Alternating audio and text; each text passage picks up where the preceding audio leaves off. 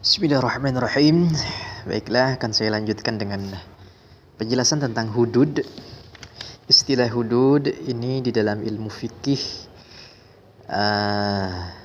bermakna yaitu ketentuan-ketentuan hukum. Hudud ini sama halnya dengan had.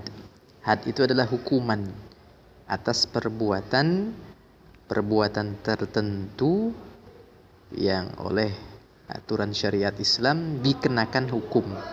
Nah, namanya ketentuan hukum ini namanya hudud. Nah, makanya di dalam pembahasan bab hudud ini kita akan membahas beberapa perilaku-perilaku yang terkena hudud, ketentuan hukum hudud. Yaitu yang pertama zina. Yang kedua nanti ada qazaf, yaitu orang menuduh zina dan tidak terbukti. Nah, itu juga orang yang menuduh itu terkena dengan had, hukuman. Nanti setelah itu ada orang-orang yang gemar meminum minuman keras, itu juga termasuk akan dikenai had, hukuman hudud. Kemudian nanti ada juga terkait dengan pencurian, dan yang terakhir yang kelima nanti pemberontakan. Nah, baiklah, pada kesempatan ini akan saya bahas yang pertama terlebih dahulu, yaitu tentang zina. A'udzu billahi minasyaitonir rajim. Bismillahirrahmanirrahim. Wa la taqrabuz zina innahu kana fahishah wa sa'a sabila. Shadaqallahul azim. Quran surah Al-Isra ayat ke-32, yang artinya, dan janganlah kamu mendekati zina, karena sesungguhnya zina itu adalah fahisyah, sebuah perbuatan yang keji, dan orang-orang yang berbuat zina sungguh dia telah menempuh jalan yang seburuk-buruknya jalan. Nah, ini disebutkan dalam surah ke-17, surah Al-Isra ayat ke-32. Ini menjadi dasar atau dalil hujah, di mana di dalam Al-Quran terdapat perintah berupa larangan. Larangannya, perhatikan ini kalimatnya, wala taqrabu, bukan wala taf'alu. Perhatikan, janganlah engkau dekati. Nah, itu artinya wala taqrabu. Kalau wala taf'alu, janganlah engkau lakukan. Jangan dibalik, nanti ada yang mengatakan zina itu dekat-dekatnya saja tidak boleh, tapi melakukannya boleh. Ini cara berpikir yang salah. Karena kalau cara berpikir orang sehat, dekat saja tidak boleh, apalagi nyicip dan melakukannya tidak boleh. Kira-kira begitu kalau logika akal sehat. Maka bahasa Quran ini bahasa yang indah. Secara tafsiriyah atau secara tafsir, ulama kemudian mengatakan kalau perintah larangan itu berupa wala taqrabu, jangan engkau dekati sesuatu itu, maka itu pertanda sebuah perbuatan itu kalau sampai kita mencicipi, sampai kita melakukan, maka perbuatan itu akan menjadi sebuah perbuatan yang candu, ingin diulang dan diulang terus. Maka dari itu bahasanya adalah jangan dekati. Artinya sekalipun jangan mencicipi, dekat saja jangan. Kira-kira kalau bahasa tafsirnya begitu. Anak-anakku sekalian ini rahmati Allah. Baiklah, sehubungan dengan ayat ini, maka Rasulullah sallallahu alaihi wasallam bersabda, Qultu ya Rasulullah ayyu dzambi a'zam. Saya bertanya, saya ini Abdullah bin Mas'ud, seorang sahabat Nabi, bertanya kepada Rasul, ya Rasulullah, dosa apa yang paling besar? Qala, maka Rasul menjawab, antaj'alallahi nidan wa huwa khalaqaka. Jadi Rasul menjawab, engkau menjadikan sekutu bagi Allah padahal Dia yang menciptakan kamu. Ini jawaban Rasul yang pertama. Ternyata ketika ditanya dosa apa yang paling besar, yaitu dosa syirik atau dosa menyekutukan Allah, Abdullah bin Mas'ud bertanya lagi, qultu summa ayyun. Maka aku berkata, kata Abdullah bin Mas'ud, apalagi ya Rasul? Kemudian apalagi setelah itu? Qala, Rasulullah menjawab lagi, anta qatula waladak khasyata ayyakula ma'ak.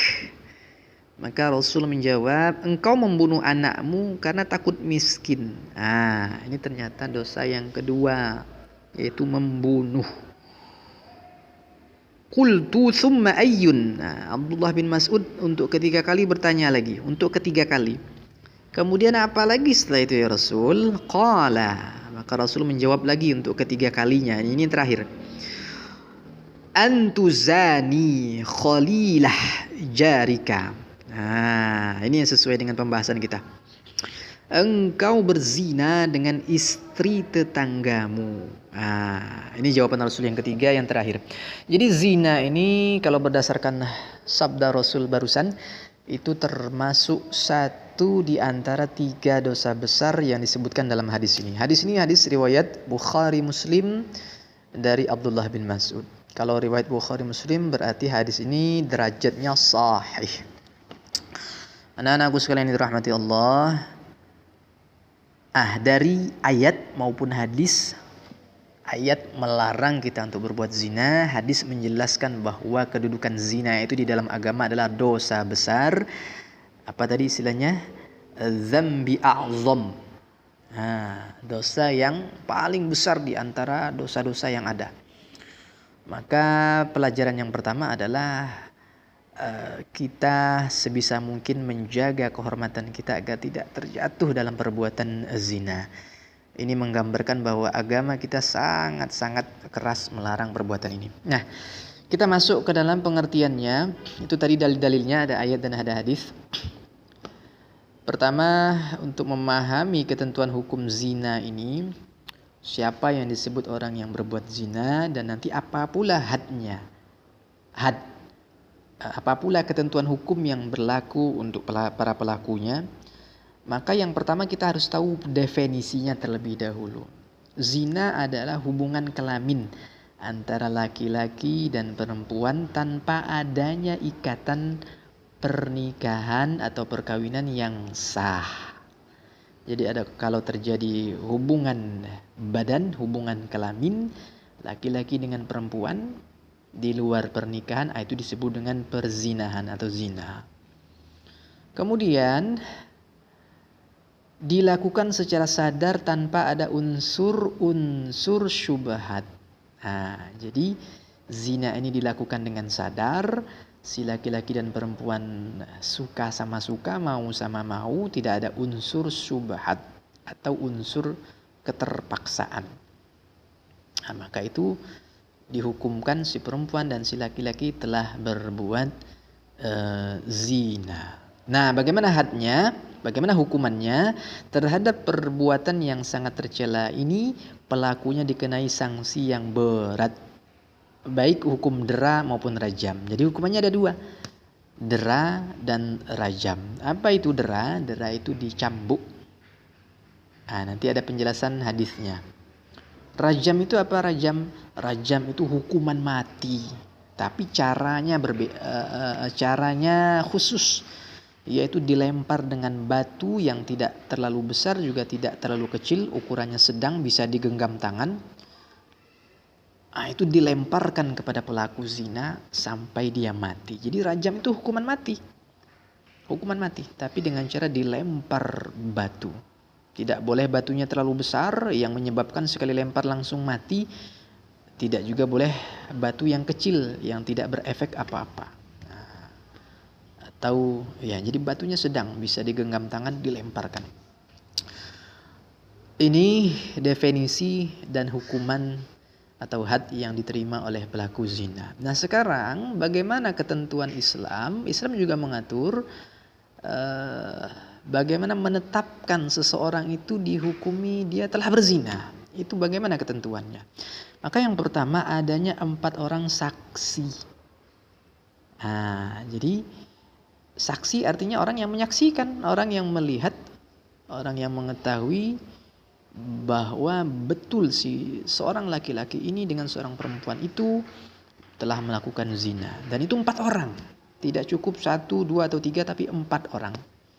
Laki-laki itu baligh, telah dewasa, akalnya sehat dan orangnya adil dan memberikan keterangan kesaksian yang sama tentang tempat, waktu dan pelaku dan cara melakukannya. Nah, ini sangat ketat sekali.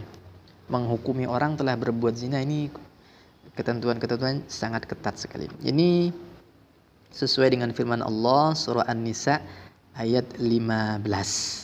Yang artinya, dan para perempuan yang melakukan perbuatan keji, fahisyah, yaitu yang dimaksud zina, di antara perempuan-perempuan di tengah-tengah masyarakatmu, hendaklah terhadap mereka ada 4 orang saksi di antara kamu yang menyaksikannya. Apabila mereka telah memberikan kesaksian, maka kurunglah mereka. Siapa yang dikurung? Perempuan yang berbuat zina itu, dalam rumah sampai mereka menemui ajalnya, atau sampai Allah memberi jalan yang lain kepadanya. Jadi kalau dalam surah An-Nisa ayat 15 ini, perempuan yang melakukan zina itu dikurung sampai ajalnya. Jadi tidak boleh kemana-mana. Subhanallah. Ini hukuman kalau sesuai ayat 15 surah An-Nisa. Kemudian di samping 4 orang saksi, ada juga ketentuan yang lain, yaitu adanya pengakuan jujur dari pelaku zina. Jadi dia mengakui dia telah berbuat zina, maka ini bisa menggantikan ketiadaan 4 orang saksi. Jadi tidak adanya saksi 4 orang tadi, tidak tercukupi 4 orang atau tidak ada sama sekali saksi 4 orang, tapi si pelaku zina itu mengakui dengan sendirinya. Itu juga menjadi penyebab seseorang dikenakan had. Ini sesuai dengan hadis riwayat Imam Al-Bukhari, yang dalam hadis itu diterangkan, diceritakan bahwa seorang sahabat bernama Abu Hurairah berkata, beliau ini menceritakan, ada seorang laki-laki datang ke Rasul. Lalu si laki-laki itu berkata, "Ya Rasul, aku telah berzina." Nah, jadi laki-laki ini mengaku. Namun Rasul berpaling. Jadi tidak mempedulikan, tidak menghiraukan apa yang barusan disampaikan si laki-laki tadi. Sampai ia mengulanginya 4 kali. Iya, ini si laki-laki yang mengaku zina tadi. Mengulangi 4 kali. "Ya Rasul, aku ini telah berzina." Rasul berpaling lagi. "Ya Rasul, aku ini telah berzina." Sampai 4 kali. Nah, setelah itu ia bersaksi atas dirinya sebanyak 4 kali. Maka Nabi memanggil dan bertanya, "Apakah kamu ini orang gila?" Nah, Rasul bertanya kepada si laki-laki tadi, "Abika jununun?" Engkau ini apakah tidak waras? Engkau apakah gila? Qala la, kata si laki-laki. "Tidak ya Rasul, aku waras, aku sehat," kata si laki-laki. Nah, atas pengakuan laki-laki tadi, menyatakan 4 kali, kemudian menyatakan dirinya sehat, tidak gila. Kemudian terakhir Rasul bertanya, "Fahal ahsanta?" Engkau sudah menikah? Apakah engkau sudah menikah atau belum? Qala na'am. Nah, ternyata si laki-laki ini yang mengaku berzina ini sudah pernah menikah. Jadi maka Nabi menjawab, ini sebagai hukuman terhadap laki-laki ini. Faqala Nabi sallallahu alaihi wasallam, "Idhabu bihi farjumuhu." Maka pergilah kamu dengannya. Jadi ada sahabat yang lain disuruh Rasulullah, pergilah kamu dengannya, maka rajamlah ia. Jadi dirajam si laki-laki ini, bukan berdasarkan adanya 4 orang saksi, tapi adanya 4 kali pengakuannya. Dia mengaku dirinya sehat, tidak gila, dan dia pun ditanya Rasul, sudah menikah atau belum? Sudah. Maka hukumannya adalah rajam, yaitu dihukum mati dengan cara dilempari batu. Kalau dia menyatakan diri tadi belum menikah, maka hukumannya bukan rajam, tapi hukumannya adalah dera atau dicambuk. Nah, inilah anak-anakku sekalian dirahmati Allah,